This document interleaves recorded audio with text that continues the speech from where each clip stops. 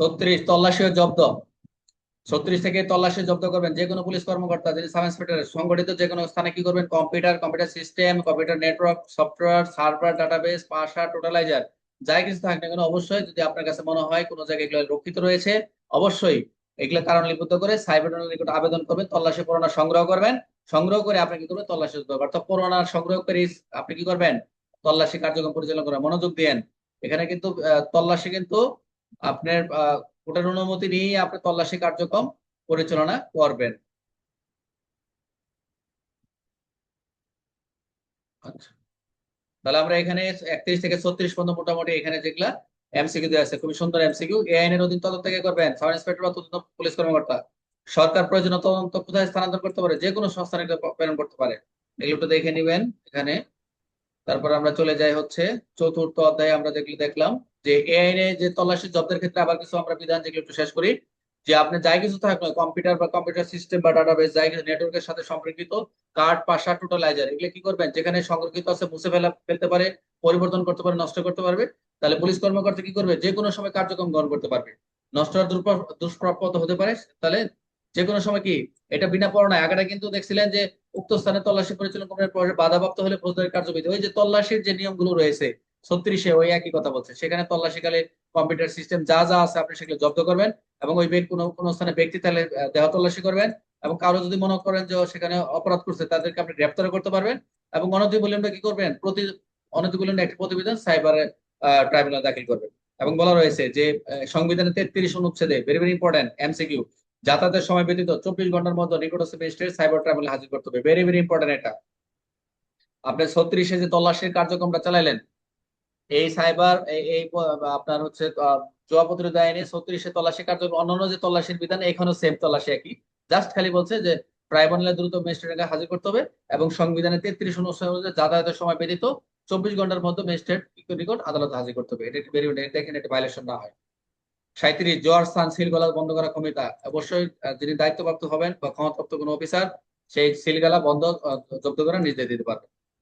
38 website বা Dominion app, IP address, social media block করার ক্ষমতা। সরকার কি করবে, যে কোনো সময় যাকে ক্ষমতাপ্রাপ্ত হবে বাস্তবায়নের জন্য এইসব website, mobile app, server, dominion, সরকার নির্ধারিত পদ্ধতি কি করবে, URL, social media page, social media group, মিডিয়াল চ্যানেল, এগুলো কি করবে, ব্লক বা অপসারণ করার ক্ষমতা দিতে পারে। Very very important.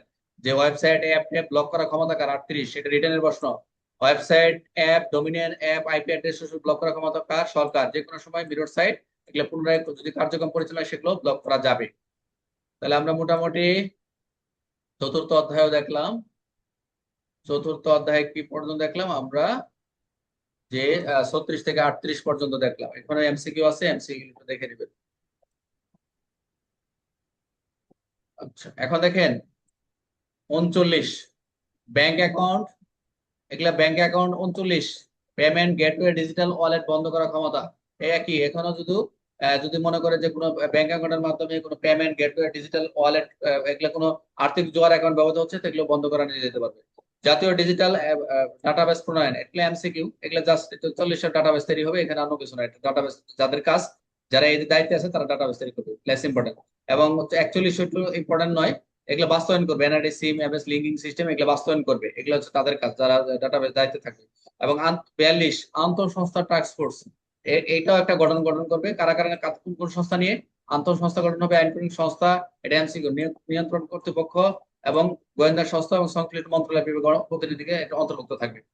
এমসিকিউ আসতে পারে, এই জুয়া আইন প্রতিরোধ আইনে আন্তঃ সংস্থার কারা কারা থাকবে, ইন্টেলিজেন্স টাস্ক ফোর্সে কারা কারা থাকবে, এটা একটা এমসিকিউ থাকতে পারে। এবং 43 জুয়া প্রতিরোধে সংশ্লিষ্ট মন্ত্রণালয় যারা দায়িত্ব থাকবে, স্বরাষ্ট্র মন্ত্রণালয়, ডাক ও টেলি যোগাযোগ মন্ত্রণালয়, এরা কি করে কার্যক্রম পরিচালনা করবে। তাহলে আমরা মোটামুটি চতুর্থ অধ্যায় দেখলাম। আহ কত থেকে 39 থেকে 43 পর্যন্ত, 43 পর্যন্ত মোটামুটি এখানে এমসিকিউ আছে, আপনারা একটু দেখে নিন। এগুলো আমি দিয়ে দিচ্ছি, আপনাদের কোনো সমস্যা নাই। তারপর একটু দেখি চতুর্থ অধ্যায়, সংস্থার দায়িত্ব। এগুলো যে সর্বশেষ যে অধ্যায়টা, এগুলো দায়িত্ব সংস্থা আপনাদের দরকার নাই। লাস্টে যেটা বললাম, খালি একটা ধারা দেখেন, নজরদারি। 44টা একটু দেখে নিন, যে এআই ভিত্তিক এটা মনিটরিং কে করবে, প্রযুক্তি নজরদারি ব্যবস্থার ক্ষেত্রে সরকার কিন্তু নিম্নলিখিত প্রযুক্তি ব্যবহার করবে। এআই মনিটরিং ব্যবস্থা সিস্টেম করবে, ডিপ প্যাকেটিং ইন্সপেকশন করবে, ডিপিআই রিস্ক স্কোরিং সিস্টেম করবে, ট্রানজাকশন মনিটরিং সিস্টেম করবে, ডাটা অ্যানালাইটিক্স, এগুলা এআই এর মাধ্যমে কি করবে, এগুলা প্রযুক্তি মাধ্যমে এগুলা মনিটরিং করবে। এই ছিল মোটামুটি আজকের। আর যা আছে এগুলা পড়ার দরকার নাই, পরীক্ষা আসবেও না, ওগুলো দরকার নেই। আগে যা পড়ছে মোটামুটি যে ধারাগুলো এগুলো একটু দেখে নিন। আর এখানে এআই ভিত্তিক চতুর্থ, এগুলো নজরদারি ব্যবস্থা, এগুলো দরকার নাই, এগুলো তো এমসিকিউ একই জিনিস দুই তিনবার চলে আসছে।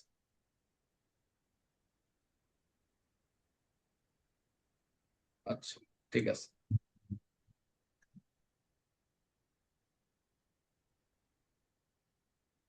মোটামুটি এই শেষ 48 পর্যন্ত যে লাস্টের দিন চারটা, এগুলো বাদ দিয়েছে, এগুলো দরকার নেই। আর আমরা গল্প আকারে যেগুলো পড়ছি মোটামুটি, তাহলে মোটামুটি আমাদের ধারণা যে আমরা যতটুকু ওয়ার্কশপ করলাম এখানে বোঝা যাচ্ছে, আমাদের ইম্পর্টেন্ট দেখা যাচ্ছে যে 4 থেকে 14, আবার আমাদের 15 থেকে কত পর্যন্ত শাস্তি পাইলাম, একবারে কত